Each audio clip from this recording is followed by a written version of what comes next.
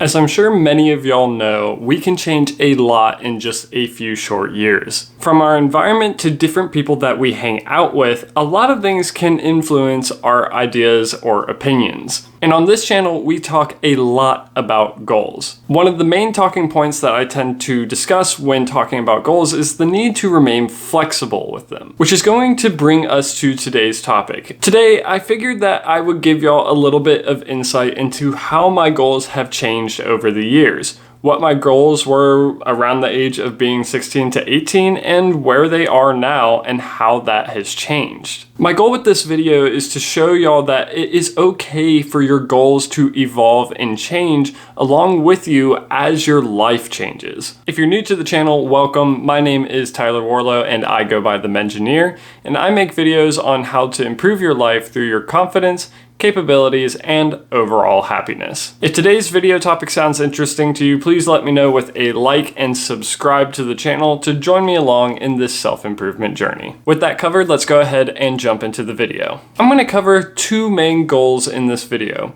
My first one was when I was about the age of 16, when I realized that I had the goal of just getting a high-paying job. It didn't matter necessarily what that job was, just that it made a lot of money. I grew up fairly low income, so in my head, due to some of the bullying and things that I experienced when I was a kid due to my income level, I thought that money equaled happiness. I thought that if I got a job that paid a lot of money, then my kids would never have to experience the unhappiness that I felt when I was a kid. This continued to stay one of my most prominent goals throughout my early years of college. In fact, I remember in my freshman year that one of my professors asked us to write down our why for why we were here and to hold on to that piece of paper because that was going to be what motivated us to get through college.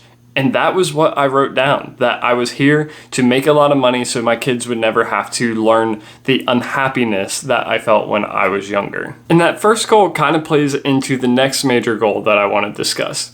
After my first internship and meeting my first boss, I had a goal to retire by the age of 30. I thought that this was something that I would pursue under any circumstances and that I was going to achieve so that way I could do anything I wanted with my life after the age of 30. This was largely due to the influence of my boss at the time, which I have a lot from him to be thankful for, but he was the one that introduced me to investing and managing your money, and as a result, I kind of took a deep dive into what's known as the FIRE community, or the Financial Independence Retire Early community.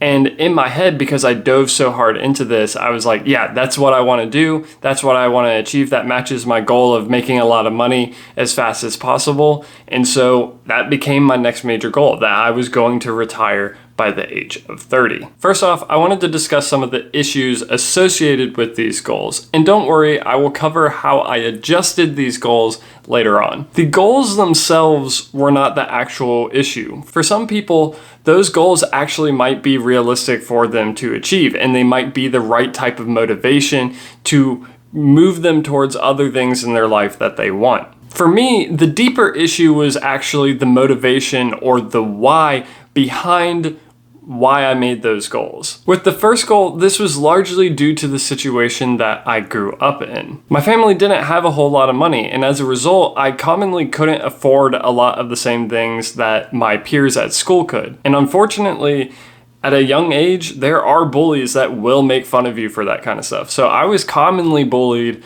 for being low income. So in my head, I started developing this association of having low income meant that you weren't happy or that you couldn't do things that made you happy. And as a result, I ended up forming that goal, which isn't necessarily the best why for having that goal. Now with the second goal, the issue here was less about the realisticness of this goal. For most people who retire by the time that they're 30, they put either a lot of extra time or a lot of extra capital into what they're doing in order to move them towards that goal. It is a lot of hard work that cannot be achieved easily.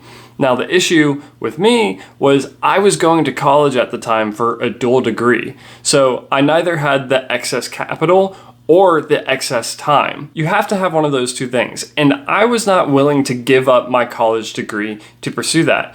which was a good decision on my part. It was good for me to go to college and for me to finish my degree and actually get a job that I enjoyed doing. And going to college was good for me. It was good for me to finish college, get my degree, and then get a job in something that I was actually interested in and not just do the job because of the money aspect. So now that I'm older and I recognize the issues with these goals, how have those goals changed? What have I done to adjust and change as my mindset has changed? I actually have several new goals because of that. My biggest goal that motivates me through everything that I do is that whenever I have kids, I never want to miss a single event that they do. In a way, this is still a financial goal, but it has less to do with being able to afford anything and buy anything for my kids that they want. Instead, I want to have financial independence by the time that I have kids, so that way I have the freedom to decide what to do with my time. I can't have someone threaten to fire me because I know I'll be okay even if they do, and I can always prioritize my family first. My next goal is that I want to live a happy and healthy lifestyle. This involves taking care of both my mental health and my physical health. This can be done with things like therapy, also just doing self-care routines, such as going to the gym or journaling. But this goal plays into my desire to be there for my kids in the future. I want to be around to do things with them for as long as possible, and I'm only going to be able to do that if I keep myself physically fit and mentally fit. Keeping myself physically fit will allow me to keep up with them even as I get somewhat older and keep myself being able to move. And then keeping myself mentally fit will allow me to be in good mindsets and be there and be present with my family even when I have other things going on in my life. And finally, I want to have a good work-life balance. So before I was saying that I want to retire at 30, and now I more want to find a job that I'm able to happily balance with my life. I want to have work that gives me meaning and that I enjoy doing and I'm willing to commit time out of my day to do, but that I can still put to the side and be there for my family whenever I need to be. Now that I've told you about some of those new goals, you might be wondering what led to the change in my mindset and the change in these goals. And I'm going to be completely honest with y'all. I had a depressive episode when I was in college. I had a lot of big family events happen, such as my brother ending up in the hospital, that I was not able to be there for him. And that really made me question the career path and what I was working for. Because why did it matter if I was going to make a whole bunch of money from my job if I wasn't able to be there for the people in my life that I cared about?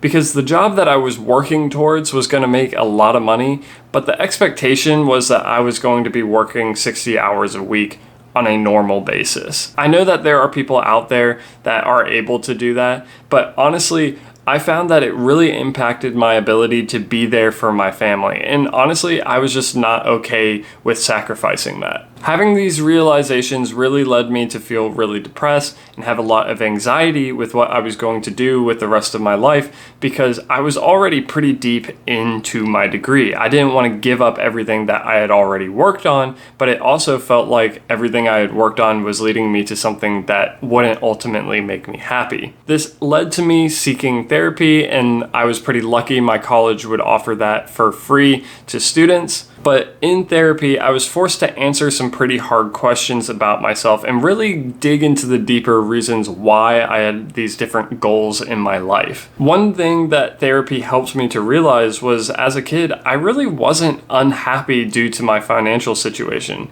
There's a lot of positive memories that I have associated with my family of things that we were able to do even without the money. So really, it was because of other things that other people had said and put onto me that I thought I was unhappy. But when I really looked back, I had a pretty happy childhood. This then led to the realizations that spending time with my family is really what gave me happiness, as well as not having restricted time. Through continued discussion, I realized that where I got excited wasn't necessarily from my technical knowledge and expertise from engineering, but rather the different interactions that I got to have with people and helping them achieve their own goals. This led me to go down a little bit of a different career path where I'm still trying to learn technical skills, but I'm trying to be as much of a mentor as I can be to people who are younger than me, because that is what excites me and and gives me energy is when I'm able to help other people reach the goals that they are seeking. But that's going to bring us to the end of today's video. Remember not to get too stressed if you find that you're not able to meet your original plans or goals, because life changes and so can you. If you found the information in this video to be helpful or informative at all, please be sure to leave a like and subscribe to the channel to join me along in this self-improvement journey. If you have any of your own thoughts, ideas, or opinions, please be sure to let me know with a comment down below. I like to read each and every one of them. If you're interested in more videos like this one where I talk about goal-related topics, be sure to check out this video right here. But if you're interested in some of my more recent stuff, be sure to check out this video right here. But until the next time, this is the Mengineer, signing off.